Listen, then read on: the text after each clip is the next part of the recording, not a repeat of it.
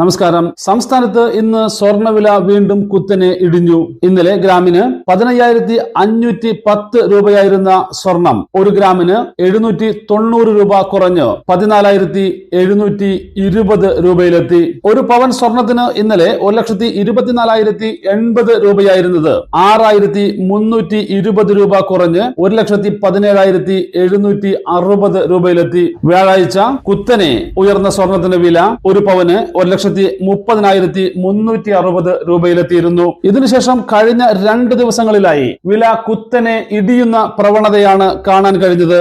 2 ദിവസത്തിനിടെ 12,600 രൂപയാണ് ഒരു പവൻ സ്വർണത്തിന് സംസ്ഥാനത്ത് കുറഞ്ഞിരിക്കുന്നത്. റെക്കോർഡുകൾ ഭേദിച്ച് മുകളിലേക്ക് ഉയർന്ന സ്വർണ്ണ വിലയാണ് ഇപ്പോൾ അതിവേഗം താഴേക്ക് പതിക്കുന്നത്. ലോകത്തെ ഏറ്റവും വലിയ സാമ്പത്തിക ശക്തിയായ അമേരിക്കയുടെ കേന്ദ്ര ബാങ്കായ ഫെഡറൽ റിസർവിന്റെ ചെയർമാനായി കെവിൻ വാർഷിനെ അമേരിക്കൻ പ്രസിഡന്റ് ഡൊണാൾഡ് ട്രംപ് പ്രഖ്യാപിച്ചതോടെയാണ് സ്വർണ്ണവില വീണ്ടും ഇടിയാൻ ഇടയാക്കിയത്. US ഫെഡിന്റെ ചെയർമാനായി കെവിൻ വാർഷ് എത്തുമെന്ന് അഭ്യൂഹങ്ങൾ ഉയർന്നതോടെ തന്നെ സ്വർണത്തിന്റെ വില ഇടിയാൻ തുടങ്ങിയിരുന്നു. കെവിൻ വാർഷിന്റെ വരവോടുകൂടി ഡോളറിന്റെ വില ശക്തിയാർജിച്ചതാണ് സ്വർണം വെള്ളി വിലകൾ അതിവേഗം ഇടിയാൻ ഇടയാക്കിയത്.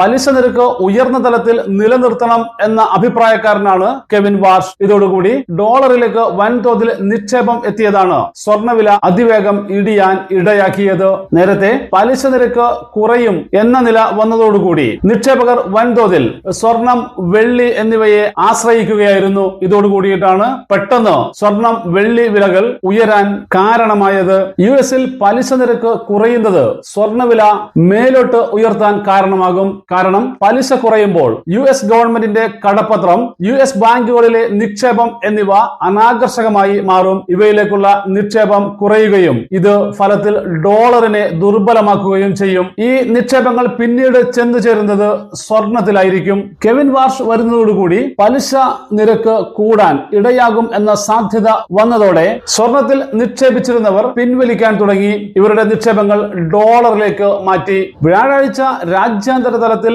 1 ഔൺസ് സ്വർണത്തിന് 5,594.82 എന്ന സർവകാല റെക്കോർഡിലെത്തിയ സ്വർണം ഇന്നലെ $5,000 ഇന്നത് $4,697 താഴ്ന്നത്. നിലവിലെ ഫെഡ് ചെയർമാൻ ജെറോം പവലിന് 2026 മെയ് വരെയാണ് കാലാവധിയുള്ളത്. ഇതിനു ശേഷമായിരിക്കും കെവിൻ വാർഷ് ചുമതലയേൽക്കുക. കെവിൻ നേരത്തെ പണപ്പെരുപ്പം നിയന്ത്രിക്കാനായി പലിശ നിരക്കിൽ കടുംപിടുത്തം തുടർന്നിരുന്നെങ്കിലും ഇപ്പോൾ പലിശ കുറയ്ക്കണമെന്ന നിലപാടുള്ള ട്രംപിന്റെ നിലപാടുകളോട് അനുകൂലിക്കുന്നുവെന്നും പറയപ്പെടുന്നുണ്ട്. എങ്കിലും ചെയർമാനായ ശേഷമുള്ള കെവിന്റെ നിലപാട് ലോകവിപണി ഉറ്റു നോക്കുകയാണ്. പലിശ കുറയ്ക്കേണ്ടതാണ് തീരുമാനമെങ്കിൽ അമേരിക്കൻ പ്രസിഡന്റ് ട്രംപുമായി കെവിൻ ഏറ്റുമുട്ടലിന് വഴി തുറക്കും. എന്നാൽ അത്തരമൊരു സാഹചര്യം കെവിൻ സൃഷ്ടിച്ചേക്കില്ല എന്നാണ് വിലയിരുത്തപ്പെടുന്നത്.